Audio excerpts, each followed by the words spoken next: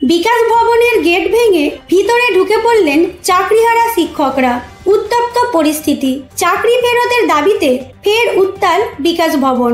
আজ আবারও সকাল হতেই পুলিশের ব্যারিকেড ভেঙে মূল গেটের সামনে অবস্থান নিলেন চাকরিহারা শিক্ষক ও শিক্ষিকারা।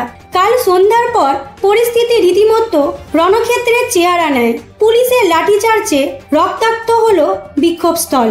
আমরা দেখেছি বৃহস্পতিবার সকাল থেকেই চাকরি ফেরতের দাবিতে ফের জমায়েত চাকরিহারা প্রার্থীদের। পুলিশের ব্যারিকেড সরিয়ে তারা পৌঁছে যান বিকাশ ভবনের মূল গেটে।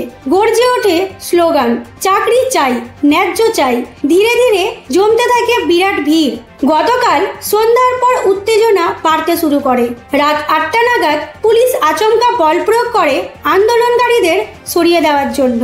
অভিযোগ শুরু হয় এলোপাথারি লাঠিচার্জ পুলিশের। কেউ মাথায় আঘাত পান, কেউ পা ভেঙে রক্তাক্ত অবস্থায় পড়ে থাকেন রাস্তায়। চোখে জল, শরীরে রক্ত, কিন্তু নেই চিকিৎসার ব্যবস্থা। অভিযোগ, বহু আহত আন্দোলনকারী অ্যাম্বুলেন্স না পেয়ে খোলা আকাশের নিচেই কাতরাতে থাকেন। চাকরিহারা শিক্ষার্থীরা বলেন, আমরা শান্তিপূর্ণভাবে বসেছিলাম, আমাদের শুধু চাই ন্যায্য অধিকার, কিন্তু তার বদলে পুলিশ আমাদের ওপর লাঠি চালিয়েছে।